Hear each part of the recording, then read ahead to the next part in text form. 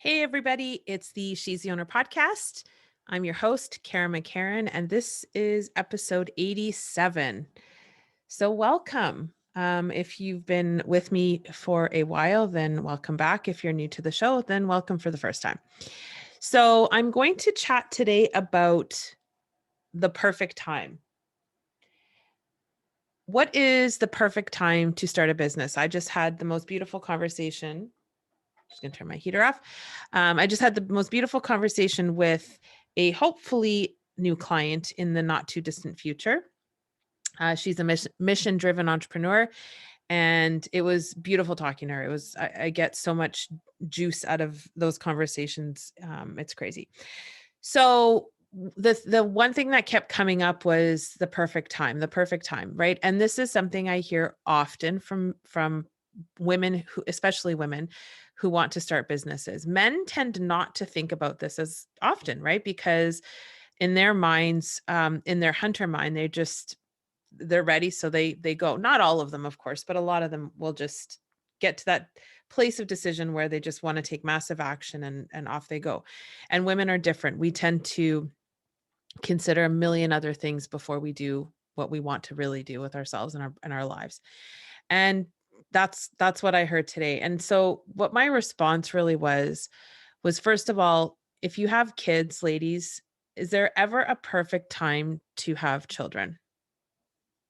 I always kind of revert back to I'm a big Friends TV show watcher. Every day before bed, I probably watch a couple episodes. And there's an episode where Monica and Chandler are talking about having kids, and she starts to kind of like flip out a bit, like about when the time is perfect, or maybe it's even Chandler actually that's talking about the perfect time. Yeah, it is Chandler. And there isn't. Like, that's the big secret. There is no perfect time to have kids. There's a good time and a better time, but there's no perfect time. And there's no perfect time to start a business. Like, there just isn't. The decision has to be really, it has to come from you. It has to come from you having had enough of whatever it is you're doing.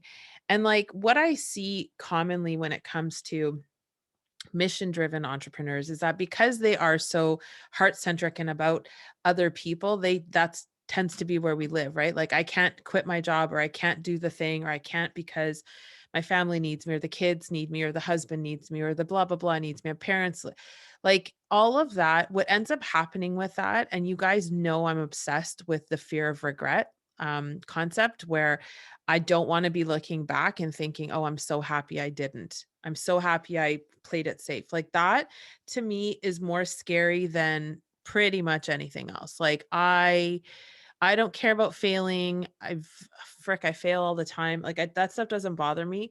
Me not taking action and not doing what I'm really meant to do while I'm on earth is that causes me fear and anxiety. But like when you're mission driven and you're not doing the thing that you want to do, you're robbing other people of your gift. Like, it really just comes down to that. There's nothing else to say about it.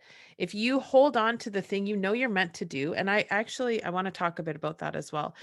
Um, like, when you're holding on to that gift, you're not letting other people experience what you've been put here to do. So if I didn't lean into this, and I get emotional talking about really my big why, and my big why is I just don't believe people in their hearts, men and women, but in particular men in this case.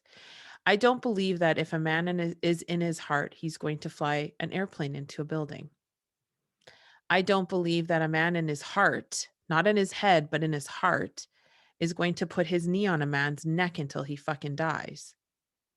I don't believe that men and women in their hearts sell children in sex trafficking. I don't believe that people in their hearts would hit their children. I don't believe that people in their hearts would sexually abuse children. I don't believe that even a man in his heart, like I saw yesterday at IKEA. By the way, it took me an hour to get through. They have an like a parking lot line now. Took me an hour. We all had to wait. This guy got out of his car and he just straight flipped out on a neighboring car. There was no good reason for it. It was just a guy blowing his top. But in his heart, he would never have done that. And it could potentially have turned into a fight. I thought it was actually going to turn into a fight, physical fight. But like my big why, and I sometimes have been called naive. And if you're not watching this on the video, I keep closing my eyes because that's really how I get connected really quick. But I don't believe that we are in our hearts predominantly in this world.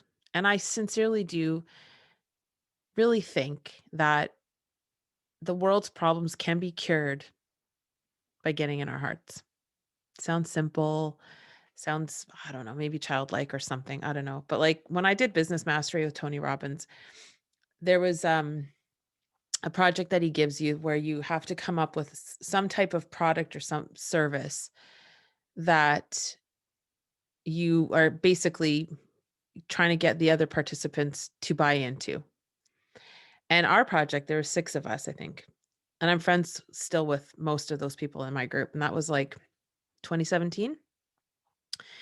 Our project was the hugs, like hugging people. So what did we do? We set up balloons, we bought balloons, we got t-shirts made, like we went all out. And we were like the hug patrol. And like why did that come to my mind? Because when I was sitting at Business Mastery, I was emotional and I was crying and I kept thinking, wouldn't it be nice if there's somebody like that could just give me a hug? Like when you sit on like a bench even, right? Where like in school a kid goes sits on the friend bench and then the other kids know that girl or boy is looking to have a friend come by. And I thought that's same thing, right? Like we're at this business thing, but if anyone's ever been to any Tony Robbins events or Business Mastery in particular, you know it's not just all about business. It's a lot, it's the psychology of the leader. So you dig deep on some shit that you didn't even think you were going to dig deep on. And there was moments where I thought, man, it'd be nice to have like one of those buddy benches or a buddy hug. And so we started the buddy hug movement at Business Mastery in Las Vegas. And I really believe that we can cure the world like that. Like all these men in political stations in life and, you know, all these corporations that are just profit over people and all those like I I know, like even when I say it, sometimes I think, man, really, I really believe that if we could just hug it out, get in our hearts, men become mature masculine, women become, you know, mature and beautiful feminine energy. Like I really think that if we all got there, the world would be a much better place. No one's ever all gonna like it's not possible for the entire population to ever fully embrace this. I know that. But like if more of us, and that's my big why is like if I can teach women how to get back into their heart and surrender to their feminine divine, they can teach their children and their husbands. And then the husbands all of a sudden want to take care of and not take away, right? The husband's all of a sudden wants to be the hero. And if the husband wants to be the hero, then the owner of the company wants to be the hero. He's going to listen to his employees different. She's going to listen to her employees different. Like I really believe, you know, you heal you, and that's whatever core is your strength, whatever core is who you are. Like for me, feminine divine with a splash of alpha. But like if I heal me, I can help heal you. If you heal, then you can heal others. And then all of a sudden it's this like beautiful domino effect. You know, that's my big why. And when I think about my mission driven entrepreneurs that I work with or ones that I want to work with, the world needs the thing that you have. And the more you deny that, the more you deny everybody. And that's not just bullshit talking like sunshine up your ass. Like I really believe that. I really believe that. Just as much as I believe what I'm doing has to be done. I can't unsee what I know about myself. And that's, you know, one of the things I read this weekend was a post, and her name is Angie, and she wrote a post about sort of along those lines. And then I was inspired to write a post as well. And it's like, there's definitely days when I think, fuck, like, I just want to be like, I don't want to have this um vision or this insatiable appetite to change things. I wish sometimes, just like sometimes I wish I didn't know what I know about food. I could not, I could just be ignorant for a day. And I feel like sometimes I feel that way about me. I wish I could unsee what I know or unknow what I know I'm meant to do here. Cause it's a lot. Running your own company is a lot. It's a lot. But like I can never go back now.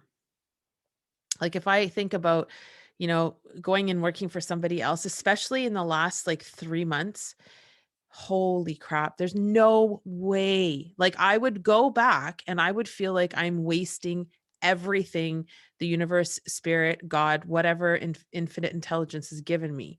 And I do feel like this is my gift. Not to sound, and I'm not, it's like I'm not better than anybody. I just know in my body this is what I'm here to do. I can't unsee that. I can't unsee what I'm meant to do. And sometimes that's tiring. Sometimes I get frustrated. Sometimes I think, wow, like I want to just take a break from my own brain and just be okay with like doing the 9 to 5 for a while. I'm not though. I can't. I've done it. I've done it so many times.